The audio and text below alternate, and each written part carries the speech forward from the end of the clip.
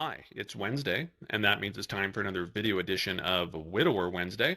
I'm Abel Keough, author of the book Dating a Widower, and today we're answering a question about large age gaps in relationships, and this comes from a viewer who wrote, "There is an 18-year age gap between me and my widower. I'm 45 and he is 63. What challenges should we think about as we move forward? And from your coaching sessions, do these relationships have a chance of working out?" All right, these are great questions, and I'm glad you're thinking ahead about some of the age-related issues that you might experience in addition to the widower-related ones. And so I think as part of this, if you really want these relationships to work, you need to think through the long-term implications of being with someone with a 20-year age gap before committing. And again, every relationship is different, but I think there's five key factors that you need to consider. And the first is different life stages and long-term compatibility. So again, 45, 63, you're likely in different life stages. You have years of, maybe career growth if you're working, travel, adventures, things like that. While he may be thinking about retirement, slowing down, or even health concerns. Again, you might have minor kids still living at home in your 40s. You might have older kids. I think what you really have to sit down and ask yourself is, do your long-term goals align? Are you okay with the possibility of becoming a caregiver sooner or later? Because again, you have the age gaps, get into the 70s and 80s when a lot of health concerns manifest themselves. And then, how do you both envision the next 10 to 20 years?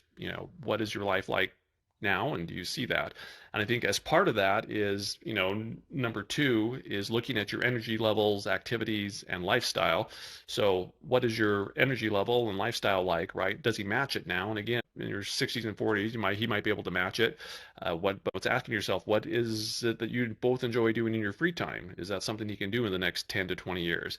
Because really, as you get older, or especially as he gets older, that age gap is going to become more noticeable, especially when it comes like to energy levels, interests, things like that. Are you going to be satisfied if his energy levels decreases, if his physical or mental abilities start going down, and you can't do the activities that you enjoy doing now? Is that something that's just something to consider?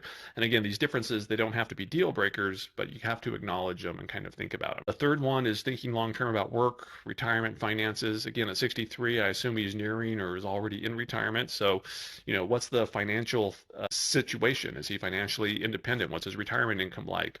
Are there expectations that you'll contribute, more as he ages, especially if you're working? You're working, he's retired. How does that dynamic affect your lifestyle if he's sitting at home all day and you're working a 9 to 5 job or something like that?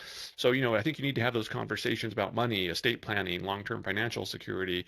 Again, because he's probably going to die before you. What are the plans? What's the estate thing? Does he have kids? How is that working out?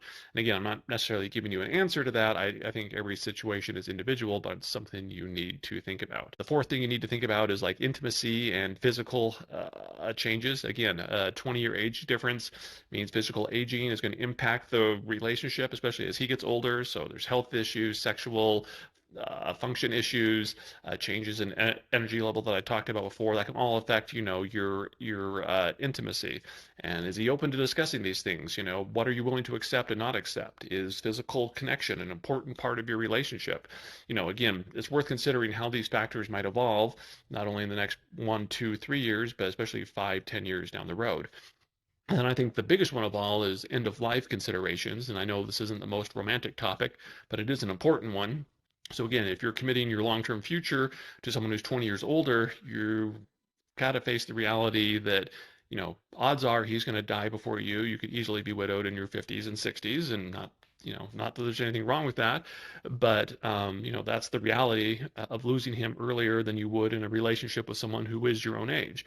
And so, are you prepared emotionally, practically, however, for the possibility of becoming widowed, of the possibility of becoming a long-term caregiver?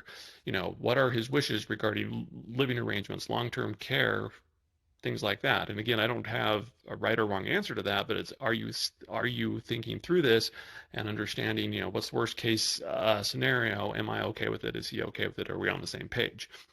Now, I know your real question is, what are the odds of this relationship working out, or do they work out? And so the answer is yes, but what really matters, it's not the age gap, but how well you navigate the challenges it brings. We've kind of talked about that at a very high level.